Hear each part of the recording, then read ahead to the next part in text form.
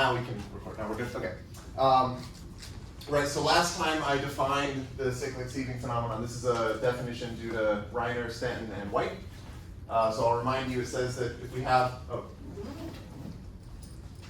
if we have a cyclic group C sub omega, which is generated by some element G, and then this is, let's say, acting on some finite set X, and we have a polynomial f of q, some polynomial in the variable q, then we say that this triple X C omega f of q exhibits the cyclic sieving phenomenon if, for every integer k, if you evaluate this polynomial at this root of unity, e to the 2 pi I k over omega, that should give you the number of elements of the set X that are fixed by g to the k. And the point of this is that, well, I should say you can always find such a polynomial, but it's sort of interesting when the polynomial is nice, like if it has a nice product factorization, or if it's the generating function for some interesting combinatorial objects. And this is characterizing the orbit structure of this action of G on the set X, because if you know what this is for every value of K, then from that basically determines the entire multiset of orbit sizes. Okay, and I'll just make a remark that, so note that, so if this satisfies the cyclic sieving phenomenon, so if X C omega f of q exhibits CSP, then, well, if I evaluate f at 1, so that's just saying, like, that would be if k is 0, right? So f of 1 is just this thing when k is 0, but that, or wait, do I want this as 0? Yeah, so that's just the number of elements of X that are equal to themselves, which is everything. So that is the number of elements of X. So this is just like the size of the set X. And so you can think of this as like a Q analog, this polynomial f, it's like a Q analog of the size of the set X, in the sense that if you set Q equal to 1, you should recover just the size of X. Okay?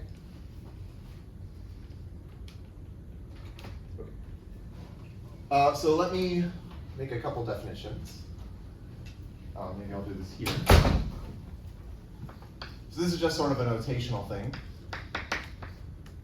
The Q analog of the number k, which is denoted bracket k sub q, is just defined to be the sum 1 plus q squared plus dot dot dot plus q to the k minus 1. So notice that if I set q equal to 1, then this just gives me k. And then the Q analog of k factorial, which I'll denote by this, well, this is just the product bracket k sub q times bracket k minus 1 sub q, and so on, until down to bracket 1 sub q. This is just 1. And then also we have the Q binomial coefficient, bracket A choose B. And this is a Q analog of just A choose B. And it's defined to be bracket A sub Q factorial divided by bracket B sub Q factorial times bracket A minus B sub Q factorial. And so, of course, like if you set q equals 1 here, you get k. If you set q equals 1 here, you get k factorial. If you set q equals 1 here, you get a choose b. Okay. So here is a theorem. This is in the same paper that I mentioned last time by Armstrong, Stump, and Thomas.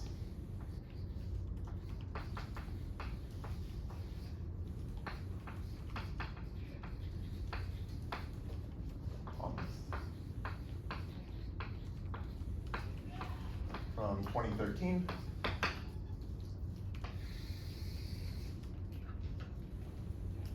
Okay, so here I'm going to let C sub 2n plus 2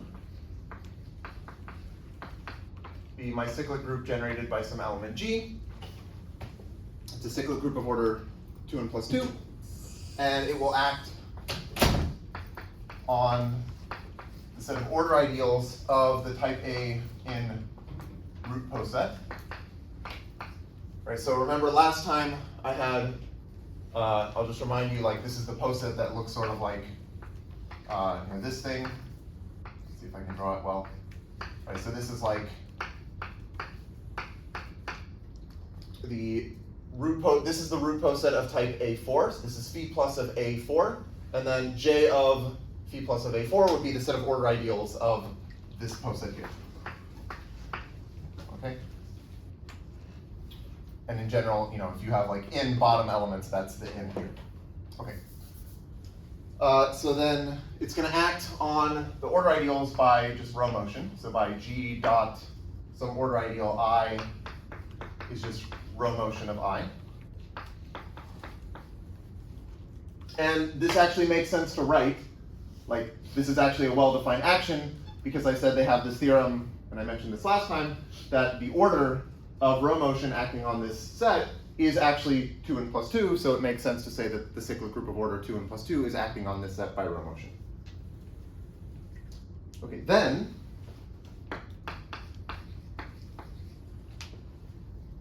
we have this triple that satisfies the cyclic sieving phenomenon, and it's so first the set is just J of phi plus of an.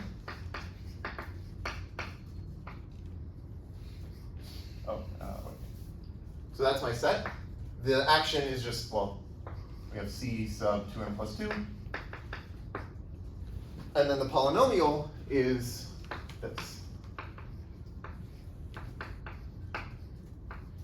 So it's 1 over the Q analog of n plus 2 times this binomial coefficient, or Q binomial coefficient 2 n plus 1, choose n plus 1, sub Q. So this exhibits the cyclic sieving phenomenon.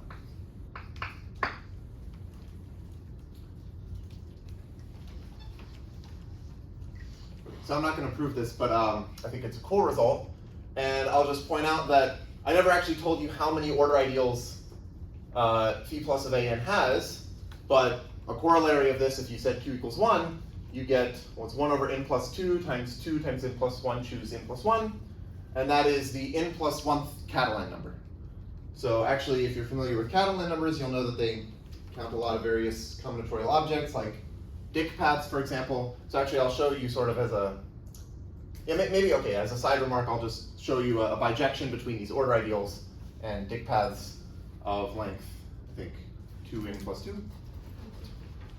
Yeah, so let me do that. So I won't prove this theorem, but I think it's cool, so I wanted to mention it. But let me mention why the order ideals of this poset are in bijection with dict paths. Are there any questions about this part? So another way of thinking, sort of the bird's eye view of this is just like row motion on this set has very nice structure. Like we can explain it very easily with just this one polynomial. I can just write this thing down and that tells me the entire orbit structure.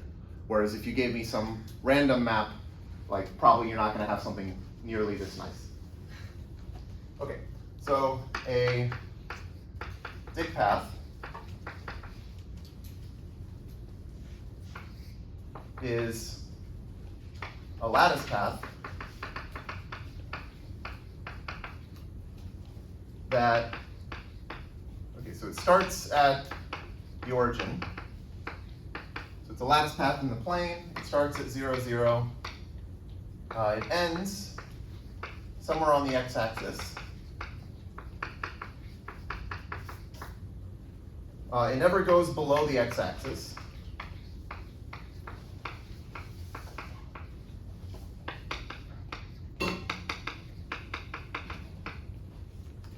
And the steps that it's allowed to use are, well, there are up steps, which I'll call 1, 1 steps. I'll illustrate it in a second.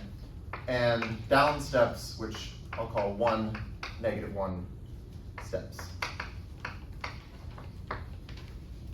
So let me show you what I mean by this. So let me look at all of the dig paths that use 6 steps. So one of them is, here's my x-axis and here's the origin. At each step I can either go like in the 1, 1 direction, so I can go up 1 and over 1 to the right, or I can go up 1, sorry, I can go over 1 and down 1. Yeah, so I can either go up and over or down and over. And I want to use 6 steps. I have to end on the x-axis, and I'm never allowed to go below the x-axis. So one way of doing this is just to go up, down, up, down, up, down. So that's one dig path. Another way would be if I go up, down, up, up, down, down. Another way would be if I go up, up, down, down, up, down. Another way would be up, up, down, down. And then finally, the last one is just if I go up, up, up, down, down, down. Okay? And these are all of the dig paths that have 6 steps. So there are 5 of them. And sort of a basic fact from enumerative combinatorics is the number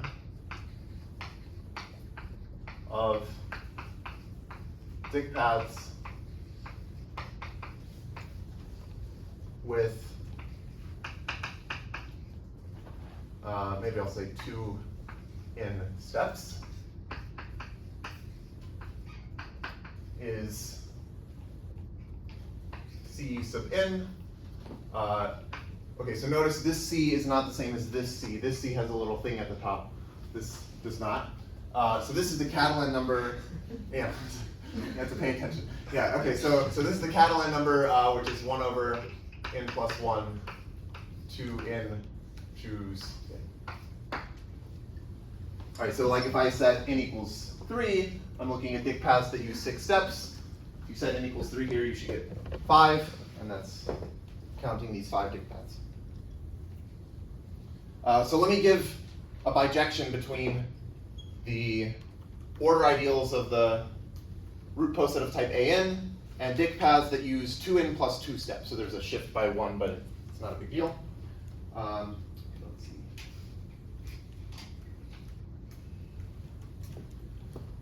So let's say I do this root poset.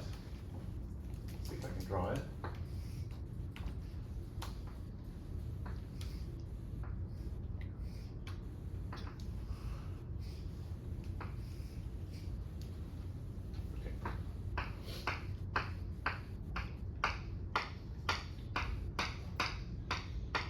I mean, I'm not going to spell out what the bijection is, but I'll show you an example, and I think that'll make it clear what it is. Let's say I pick an order ideal like this. Say maybe this one, this one, this one, and then like those. Okay, so that's some order ideal. Okay. And I can just draw a dig path that kind of just goes exactly over these elements, but none of the others. So I can start here and go 1 step up, and then I'll go another step up, and then I'll go another step up, and then then I'll go down, and then I'll go down again, and then I'll go down a 3rd time, and then I'll go up, and then I'll go up, and I'll go up and down, up, down, down, down. And that should be a dig path with the appropriate number of steps. Okay? Yeah, so it's sort of easy to see, like, you know, once you see this, it's like, okay, that should be obviously a bijection, right? Okay. So that's at least why the number of elements of this is the Catalan number. but then this cyclic sieving phenomenon is much harder.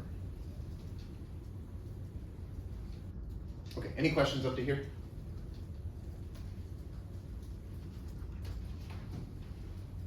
Okay, so I have mentioned a couple of examples of posets where row motion has nice behavior. One of them was the product of two chains, like the A element chain cross the B element chain. And then there's this type A root poset. There are a few others, but like the general consensus, I guess, in dynamical algebraic combinatorics is like if you just hand me some random poset that you found on the side of the road, then like probably it's gonna not have nice orbit structure. Like row motion is just gonna be kind of crazy. And like if you were to put it into a computer and compute the orbit sizes, you're gonna get numbers like, I don't know, 67 and 173 and like 512, or like weird, maybe actually 512 is nice, but 511, let's say. Like weird numbers that like don't have nice divisibility properties. Whereas like if you did this with a product of two chains, like let's say I did a 5-element chain with a 9-element chain.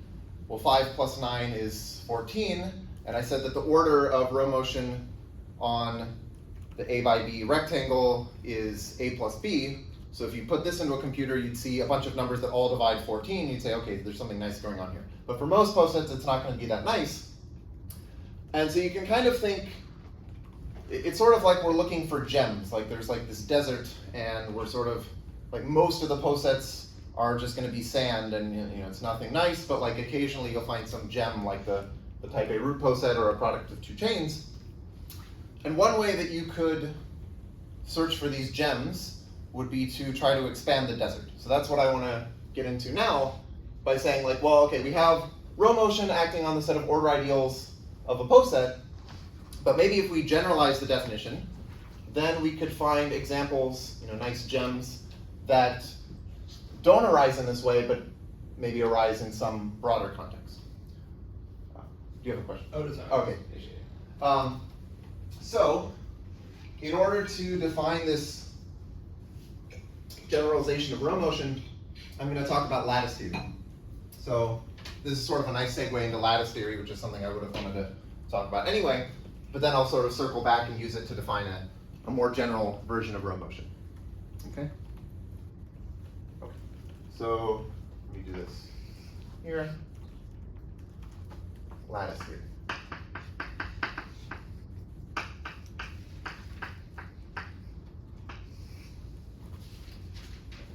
Okay, so as before, let P be a poset.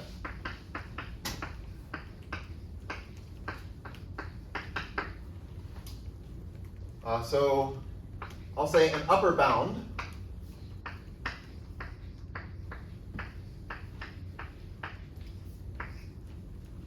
for a set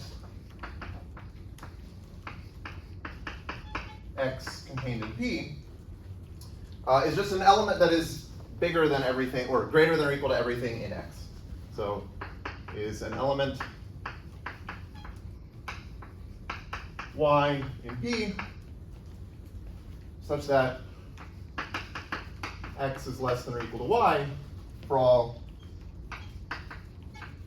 X in X. Okay. And then a lower bound is defined dually. Maybe I won't write it all out. I'll just say lower bounds are defined dually.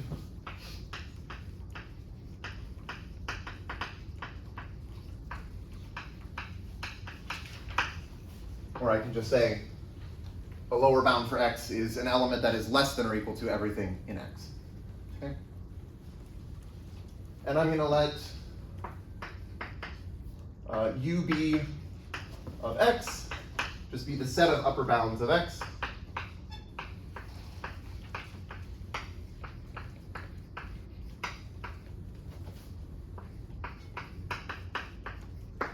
And similarly, I'll let LB of X be the set of lower bounds.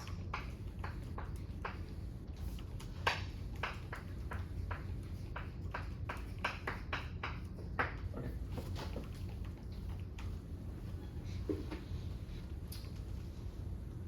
I'll do this here.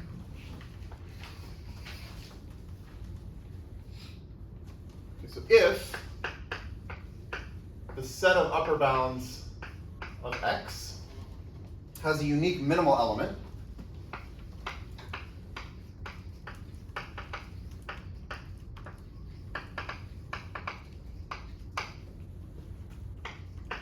right? So you're imagining the set of upper bounds for X is like a subset of the poset, so you can think of it as an induced subposet.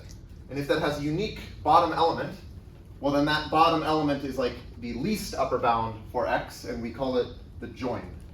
Okay, so then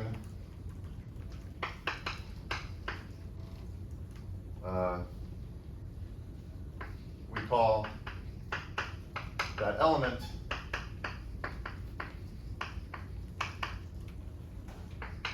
the join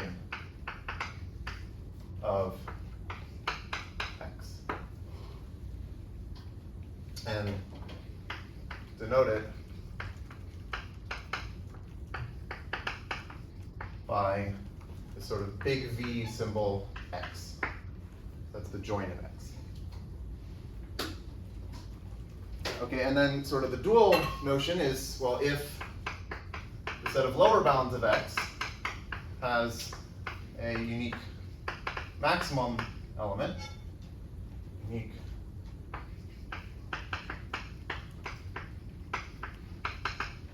then it's called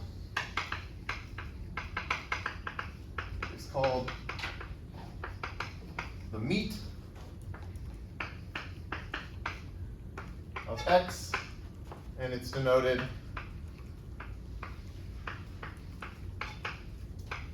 by this big wedge symbol X. Okay.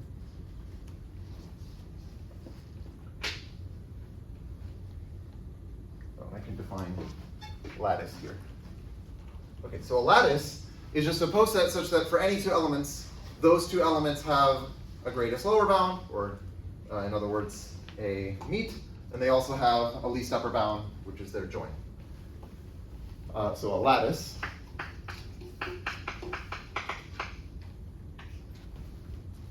is a poset L such that any two elements x, y in L have a meet. And when you have just a meet of two elements, it's common to write it like this. So you have a little wedge symbol. This is x meet y. And then they also have a join. And the join is similarly denoted with this little v symbol. Okay. Okay, so let me give some examples.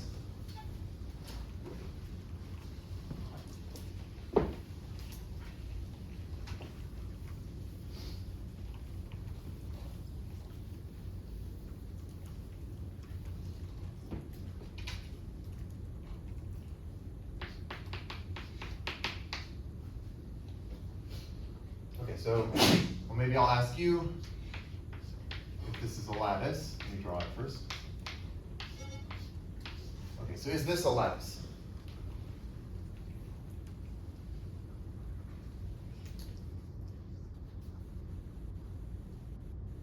Maybe we'll just see it.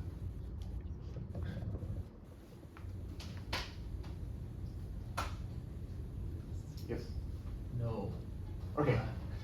If you look at the two in the second to bottom row, Here? yeah, Yep. they don't have a join Mhm. because they're upper bounded by the top three, but those three don't have a least. Yep, yeah, exactly. Yeah, so these two elements don't have a join. I'll just repeat exactly what you said. It was phrased perfectly. These two elements don't have a join because their set of upper bounds is the top three elements, but the top three elements don't have a unique bottom element, a unique minimal element. Okay, so this is not a lattice. Okay, here's another example. Okay, so maybe I'll say not lattice.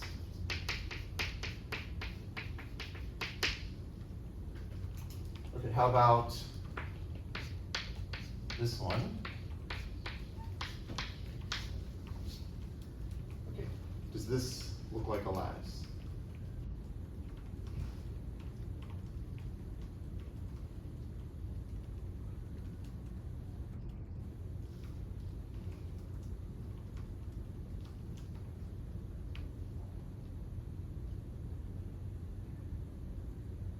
Does anyone think the answer is yes?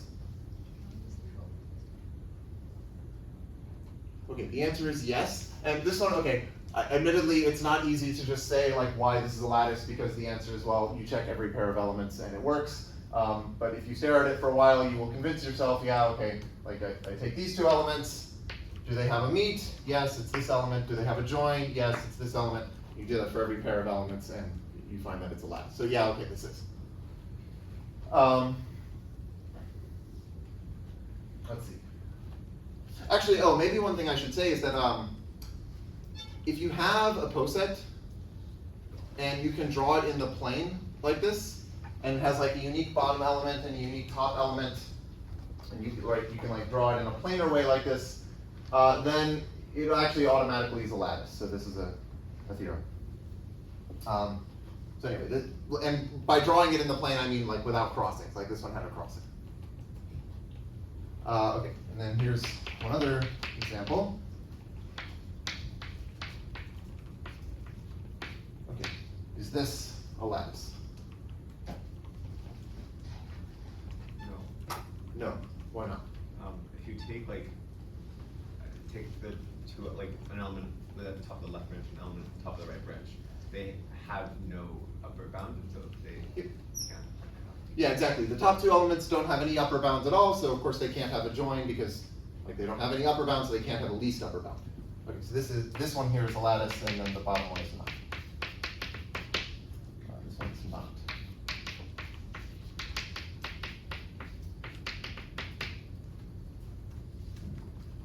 Okay.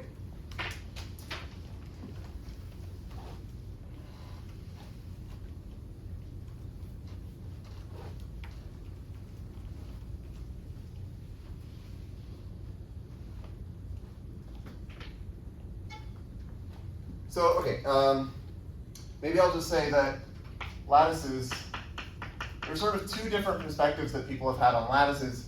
They can be studied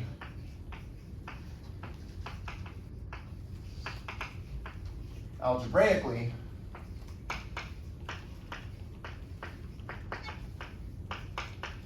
or I guess poset theoretically.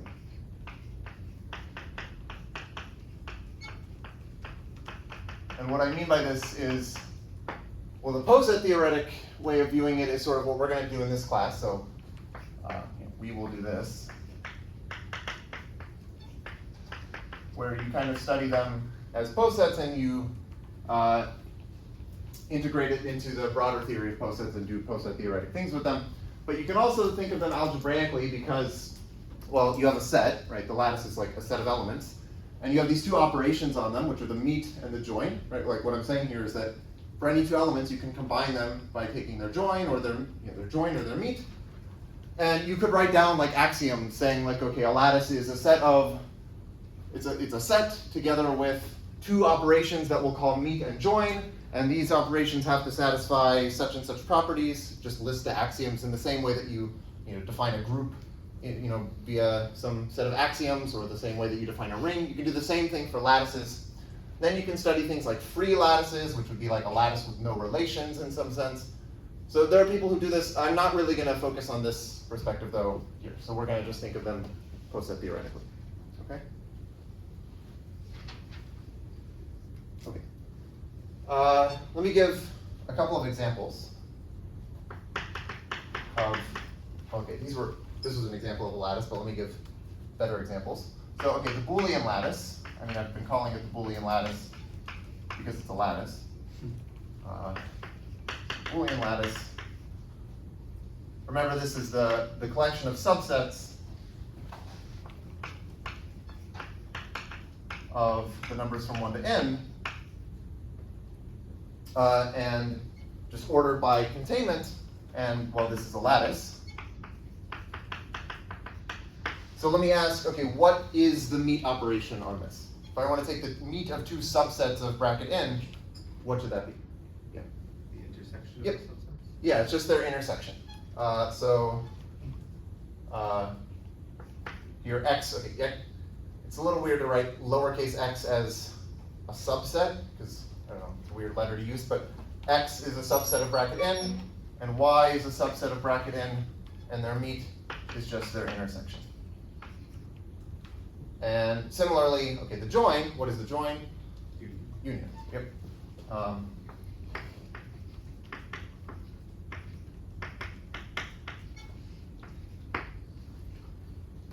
Okay. Here's another example. So we had the poset that I called D of n. This is the poset of divisors of the positive integer capital N. And remember, this was ordered by divisibility.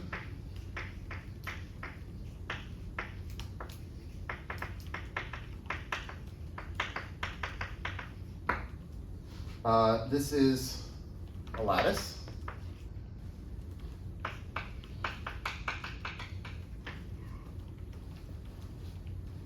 Okay, so let me ask, what is the meet here? If I take two divisors of n, how do I compute their meet? Yeah. It's going to be the GCD. Yep. So the meet is just the GCD. And the join, what is the join? Yep, LCM.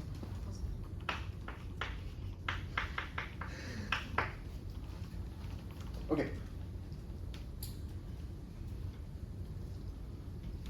And I should say maybe when I first defined these lattices, like on the first day, I said you can also think of them as products.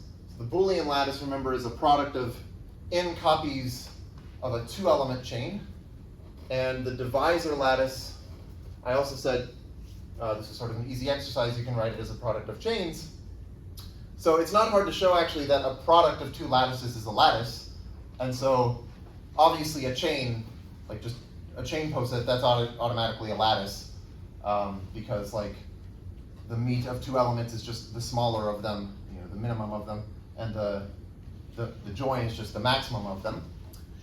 And so then that automatically shows that these are lattices, but it's also like obvious that these are lattices because you have intersections and unions, and here you have GCD and LCD. Okay. Maybe, okay, here's just sort of a side remark. The way that you can remember which symbol is meet and which is join is that, like, imagine you have your poset here. So here's some poset and it has a, so this is my lattice. And I take two elements, here's x and here's y, and I want to form their meet. Well, their meet is going to be like sort of down below both of them. So I sort of imagine there's this kind of a picture. And so this is x meet y. And similarly, their join is going to be somewhere up here. This is their join. And so I have, you know, this sort of, I'm drawing squiggly lines because these are not cover relations in the poset. They're just sort of like saturated chains inside of the poset. But you can see that, okay, the meet, it looks like the join symbol if I draw this, and the join looks like the meet symbol. So it's exactly the opposite of what you would want it to be in order for this to make sense. Okay? Yeah.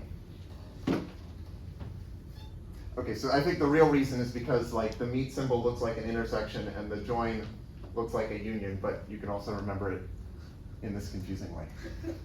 Yeah. Why are they called meet and join? Oh, that's a good question. I don't really know why they're called meet and join. That, does anyone know? Looking Well, up right now. join is kind of a synonym for union. Yeah, I see join sort of like you're joining them together. I can get that. Meet is kind of a synonym for intersect. Yeah, like you're meeting, like where they meet each other. That that would be my guess. I don't know if there's like a better answer. Yeah, which is like, or at least this is the AI on Google. Okay. It's like the meeting at a shared point. Okay. Okay. Yeah, that's a good question. But yeah, maybe it's that. Okay.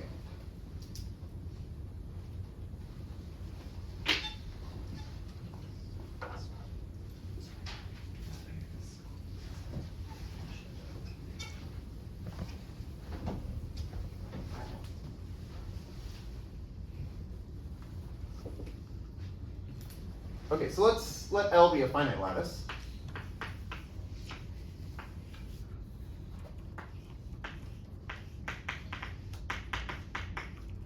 Okay, so the definition I gave of a lattice doesn't have to be finite, but let's assume right now that it is finite. Okay. Oh, so I should mention that, yeah, in this definition, when I said we have a lattice, any two elements have to have a meet, and any two elements have to have a join, but that doesn't mean that every subset has a meet and every subset has a join. You can imagine, actually I don't have an example off the top of my head, but like there are some lattices where like you can't take the join of an arbitrary set. But like this is true in a finite lattice. So every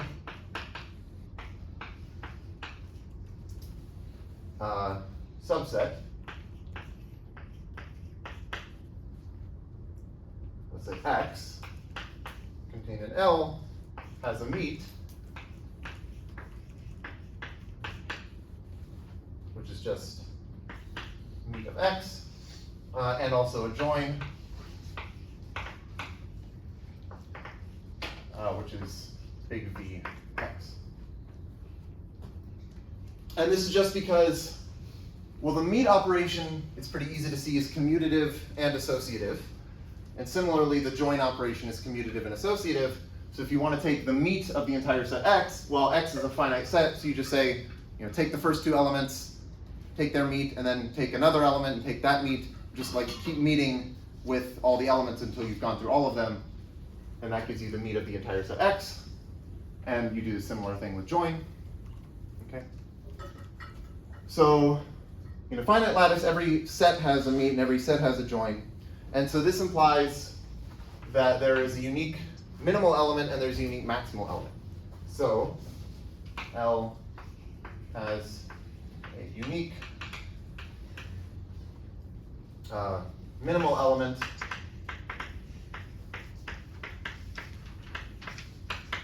which is denoted by 0 with a hat on it.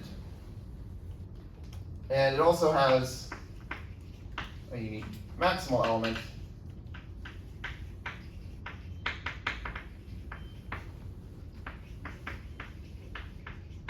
which is denoted by a 1 with a hat on it. Okay. And well, the reason for this is just because, here, let me draw the 1 over here so that I don't take up another line. Okay, so the note is just that, well, first of all, the meet of a singleton set, X, is just X. And the join of a singleton set, X, is just X. But then, if you take, oh, okay, I should say, yeah, maybe I skipped over this. Or I can ask, why is there a unique minimal element? Why does the finite lattice have to have a unique minimal element? Yes? We can just take, like for the minimum and maximum element, take the meet and join of just the entire lattice. Yeah, exactly, yeah. So the unique minimal element is just the meet of everything. The unique maximal element is just the join of everything. But I should also mention that the meet of the empty set is the top element. Right, so this kind of makes sense. It's like this is the set of upper bounds of the empty set is everything, because everything is greater than, like any particular element is greater than everything in the empty set. And so then the greatest upper bound would be the biggest element of the lattice. And similarly, the join of the empty set is the bottom element.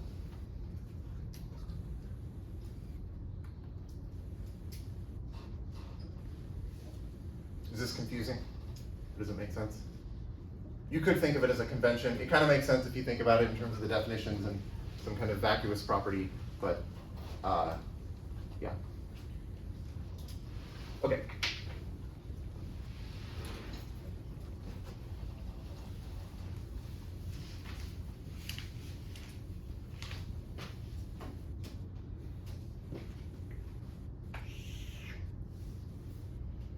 Actually, I could probably define that. So a lattice L is called distributive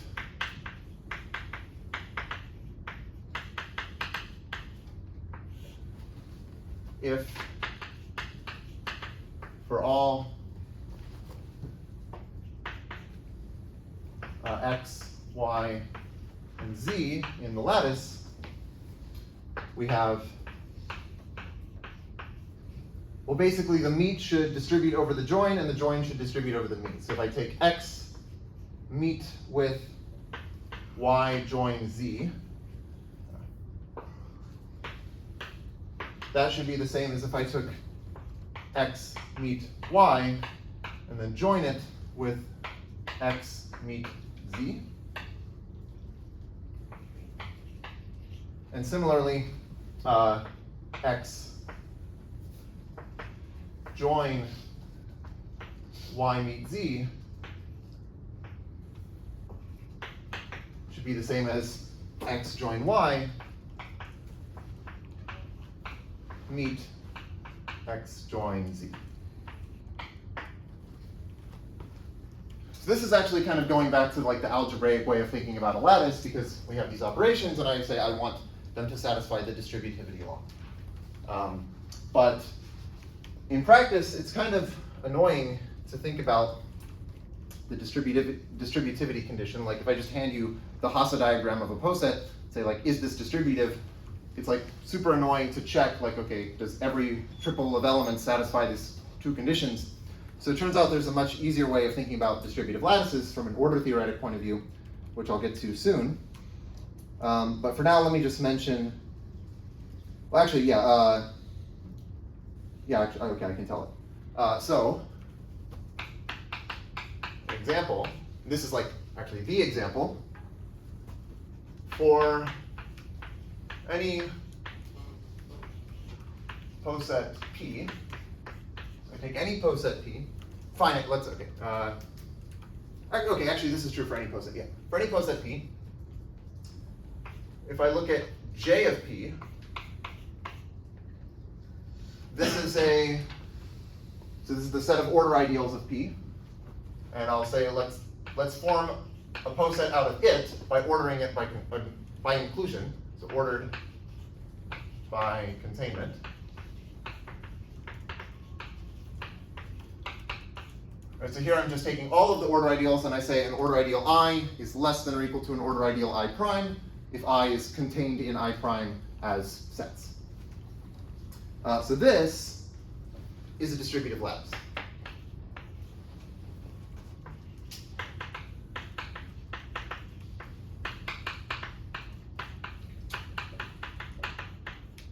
So the fact that it's a lattice is basically the same reason why the Boolean lattice is a lattice. It's because, well, if you take the intersection of two order ideals of P, it's easy to check that that is also an order ideal. So the meet in this lattice should just be intersection.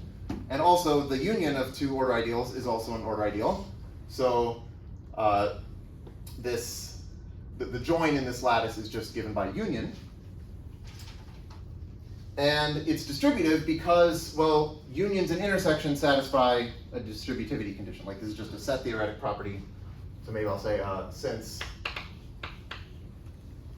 well, if I have like any sets at all, A, B, and C, and I take A intersect B union C, this is the same as A intersect B union A intersect C, and also A union B intersect C is the same as A union B intersect A union C.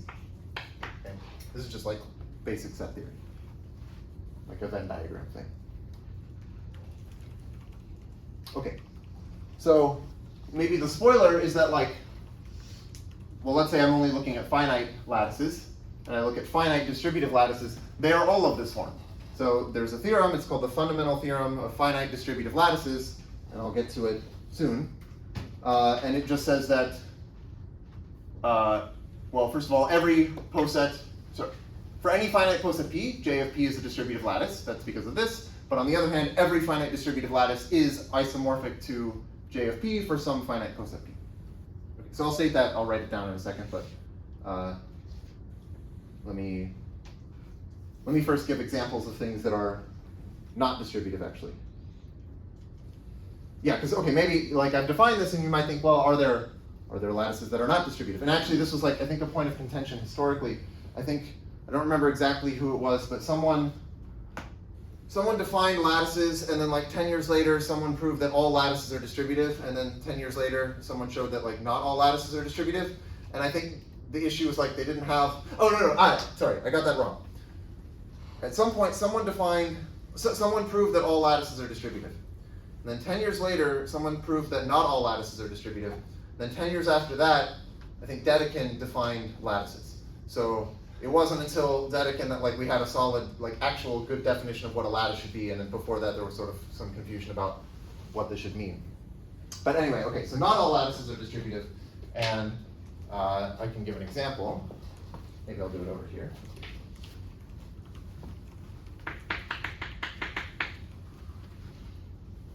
Okay, so here's a lattice.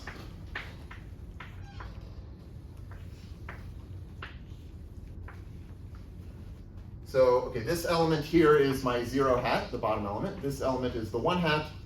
And then let's call this element x, and this element y, and this element z.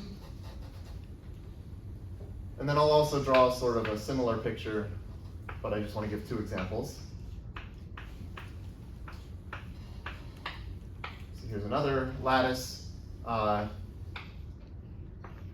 0 hat and 1 hat, and maybe this element is x, this is y, and this is z. And these lattices are not distributive.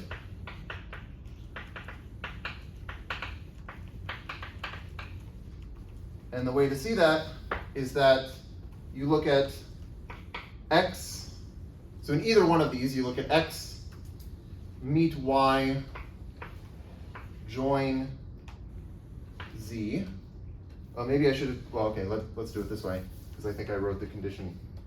So z, yeah, okay, I guess I'm relabeling from what I had here, but whatever. Z join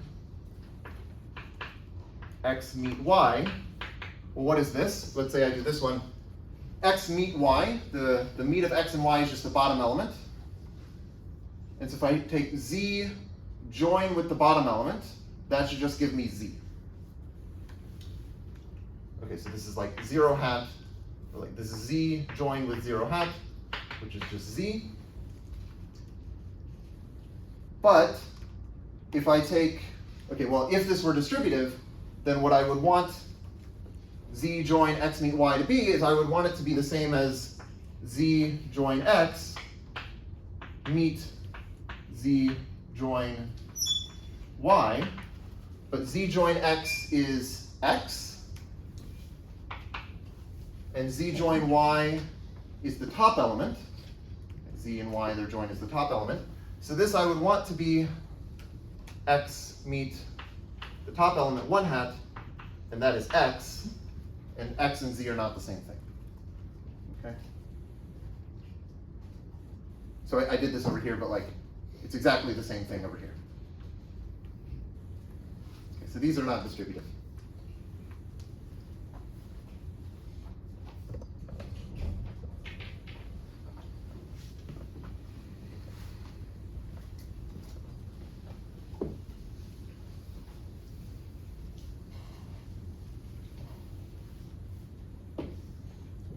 Okay.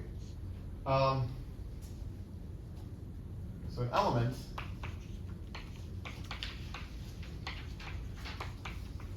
of, or let's say an element J, of a lattice L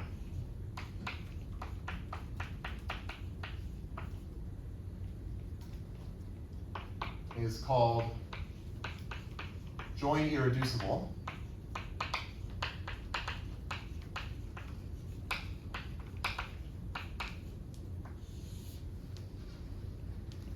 if J is not the bottom element. Okay, so J is not the minimum element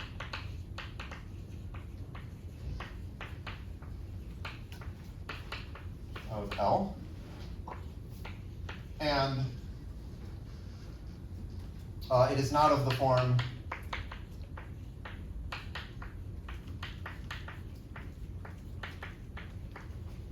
well, X join Y for strictly smaller elements X and Y.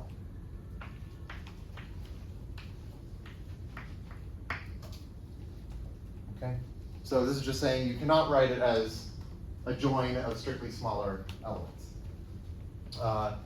And then meet irreducible elements are defined dually. So meet, I'll just say that, meet irreducible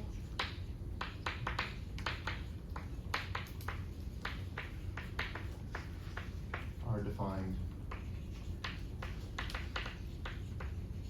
dually.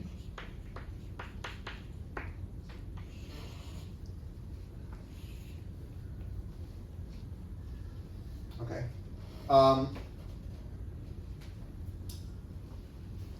So, you know, maybe I'll just say what this means. It just means it's not the top, so an element is meet irreducible if it's not the top element, and it cannot be written as the meet of two strictly bigger elements. Okay. And my notation will be, I'm gonna let script J, okay, notice that the script J is not the same as the not script J. So this script J sub L is the same, is the set of join irreducible elements.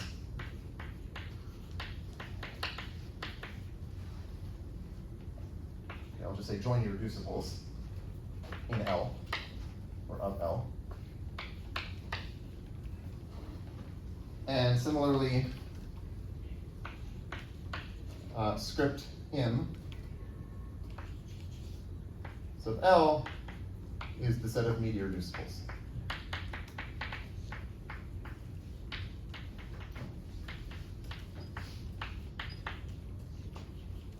Okay.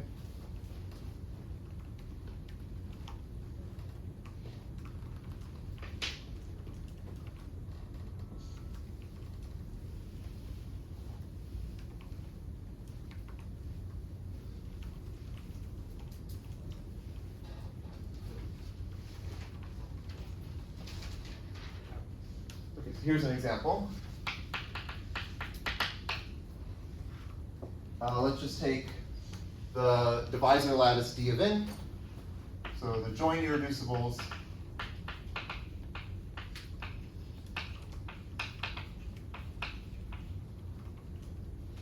of the divisor lattice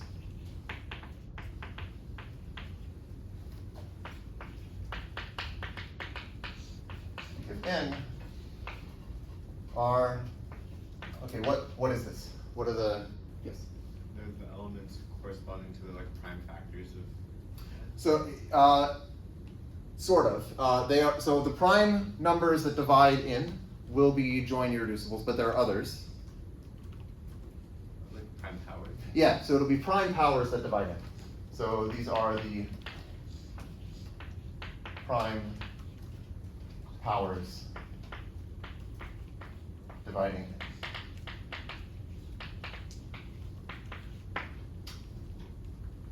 Okay.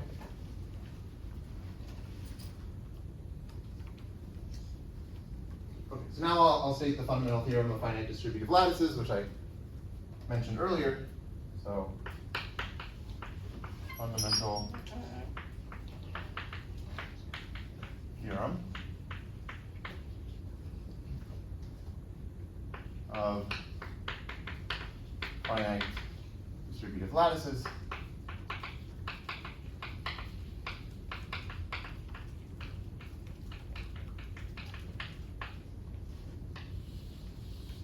And this is due to Birkhoff from 1937.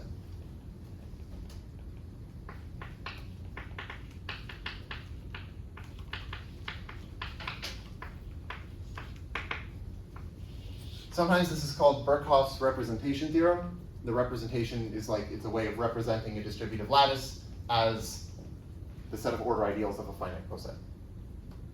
Okay. So what this says is, well, first part is just over there. If P is a finite coset,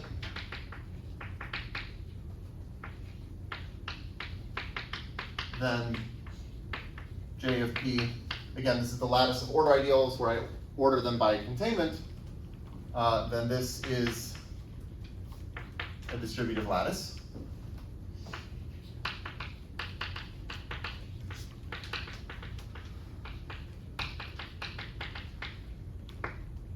And then, okay, so we know why this is true, right? I wrote it over there. The more interesting direction is that every finite distributive lattice is of this form. So if L is a finite distributive lattice,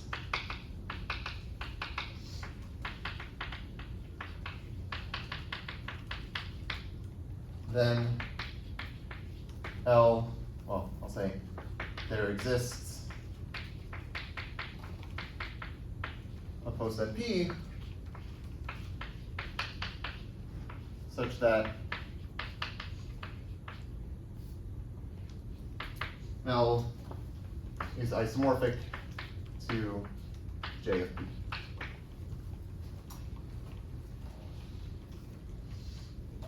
So whenever anyone tells me something about distributive lattices, I never have this in my mind. Like, I never think about the distributivity condition. If someone says distributive lattice, I just think, oh, okay, it's the lattice of order ideals of some poset. And that's, I think, a much, for me at least, it's much easier to think about it that way. Okay, so I'll prove this actually. I think I won't prove the whole thing in this class, or like in this lecture, but next time I'll finish. But I can do a lemma. So let's.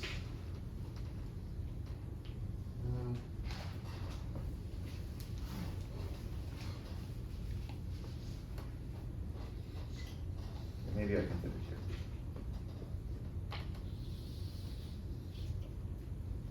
Okay, so here's the lemma.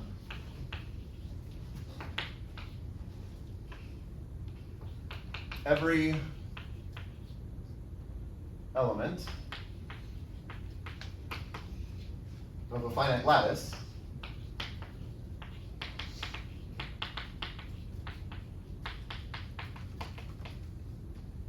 is a join, so it can be written as the join of a set of joint irreducible elements.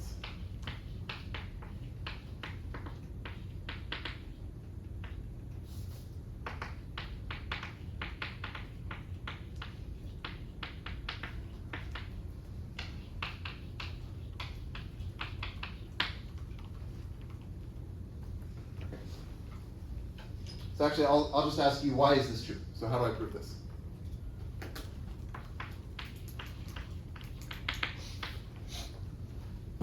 Yes. You take an element that's not joint irreducible and write it as as the join of two like lesser elements in induct. Yep. Yeah, it's just inducting, exactly. So you say, well, okay, I won't write it down, but you just do this thing, exactly what you said. If you take an element that is not joint irreducible, then what that means by definition, maybe there's some slightly, one thing I should say is that the bottom element can be written as a join of a set of joint irreducibles because it's the join of the empty set. So, okay, that is the empty set of joint irreducibles. Other than the bottom element, if you have any other element, it can be written as, if it's not joint irreducible, it can be written as a join of two elements that are smaller than it, just by the definition of joint irreducible. And then, yeah, you just use induction like on the lattice So now you have these smaller elements, and they can be written as joins of joint irreducibles. Okay.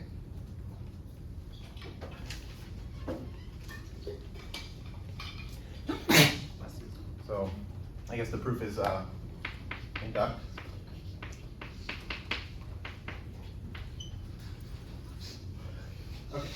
Okay. Let's see. I probably can do one other lemma. Maybe I'll do it here.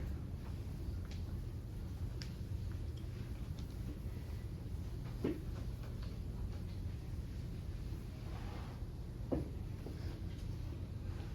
so this is another lemma. So let L be a finite distributive lattice.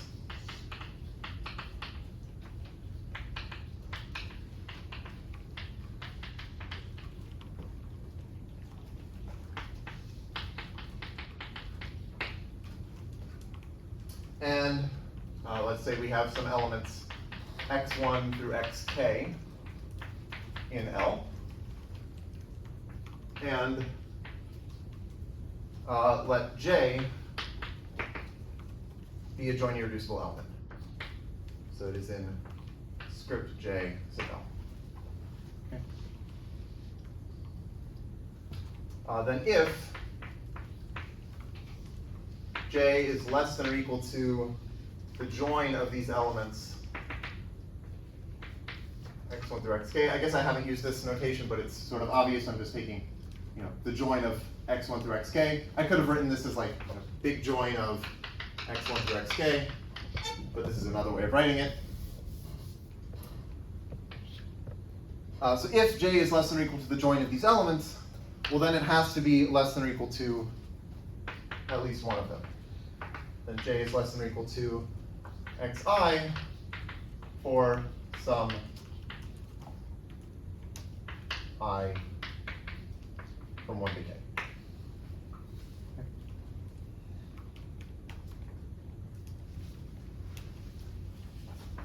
So here's the proof of this. Okay, well, first of all, I can write J as the meet of J with the join of these elements. And that's just because by assumption, J is less than or equal to the join of those elements. So if I then take that thing and I meet it with J, well, I should just get J. Okay? But now, let me ask you, what can I do with this? Yeah, distribute. Right, so I can just use the fact that I have the distributive property, and that's where this is coming in, to say, well, this is J meet x1 join ... join J meet xk. Okay? And now what do I do? Yes? Because J is joint irreducible, each of those terms either has to be like J or like the like 0 hat. Right. And so and they can't all be 0 hat, so at least one of them has to be J. Right, yeah, so yeah, if I'm writing J as the join of some things, well, yeah, the point is it has to be equal to one of them, right? I can't write it as a join of things that are strictly smaller than it, so at least one of these things has to be actually equal to J. So since J is joint irreducible,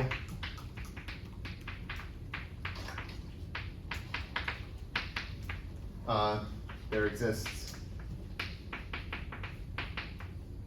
I in bracket K such that J actually is J meet xi, but then that just implies that J is less than or equal to xi. Okay?